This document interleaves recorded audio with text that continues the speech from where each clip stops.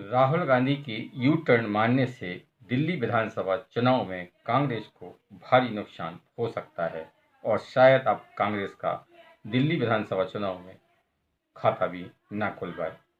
नमस्कार, Sanjay express news में मैं आपके साथ में संजय शंकर गुप्ता आपका बहुत बहुत स्वागत करता हूँ। चैनल को सब्सक्राइब कर बेल आइकन प्रेस करें, वीडियो को लाइक कर शेयर अवश्य करें। वीडियो को आप लाइक करते हैं तो थोड़ी हमारी मदद हो जाती है। दिल्ली में विधानसभा चुनाव के लिए चुनाव प्रचार इस समय पूरे शोर शराब पर है। जोर शोर से सभी पार्टियां चुनाव प्रचार में जुटी हुई हैं।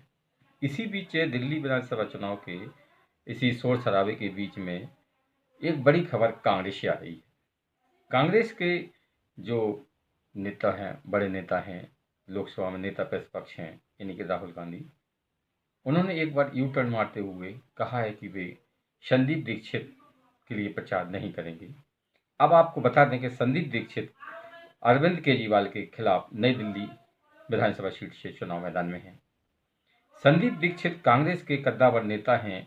उनकी मां शीला दीक्षित दिल्ली की 3 बार मुख्यमंत्री रही हैं। लंबे समय से वे राजनीति में हैं, सांसद भी रहे हैं, है ना। लेकिन ऐसे में राहुल गांधी के अचानक से नई दिल्ली सीट पर प्रचार करने न जाने की बात समझ में नहीं आती है। हालांकि राजनीतिक जानकारों का मानना है कि राहुल गांधी ने ये यू टर्न इसलिए मारा है कि उन्हें लगता है कि अगर वे केजरीवाल के खिलाफ सीधा मोर्चा खोलते हैं, यानी नेक टू नेक फाइट करते हैं, तो इससे इंडिया गठबंधन खत्म हो जाएगा और विधानसभा चुनाव के बाद में जो उनके साथ में बैठना मुश्किल हो जाएगा, यानी कि केजरीवाल के पार्टी के साथ गठबंधन करना मुश्किल हो जाएगा।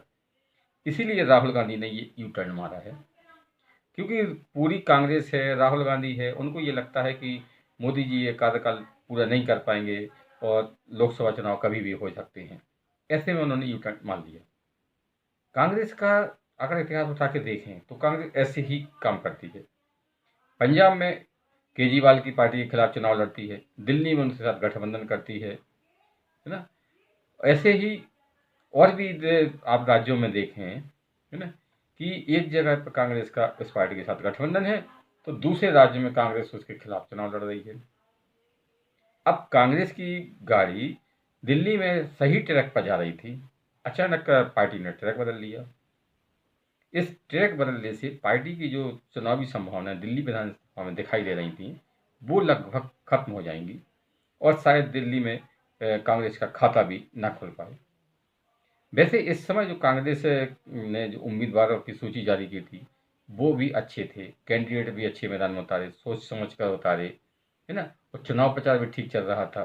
और कांग्रेस की आक्रामक राजनीति ने केजरीवाल को बैकफुट पर ला दिया था। लेकिन अचानक राहुल गांधी की यू टर्न मारने से कि हम इस सीट पर प्रचार करने नहीं जाएंगे, इसके लिए प्रचार नहीं करेंगे, ये नहीं करेंगे, वो नहीं करेंगे, कांग्रेस की संभावनाओं के लिए बुरा असर डालेगा।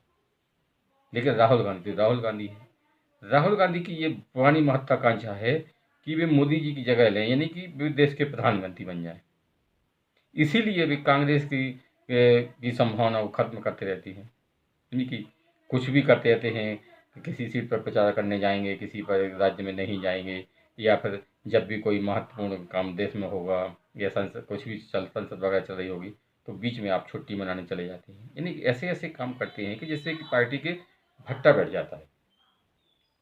लेकिन राहुल गांधी को जो राजनीतिक सलाहकार हैं, जिन्होंने राहुल गांधी को यू टर्न मारने की सलाह दी है, उन्हें वो राहुल गांधी को एक बात बताना चाहिए थी कि आप इंडिया गठबंधन में तभी आप मजबूती से रह पाएंगे और तभी ये इंडिया गठबंधन आपको पीएम पद का उम्मीदवार घोषित करेगा जबकि कांग्रेस पार्टी मजबूत होगी।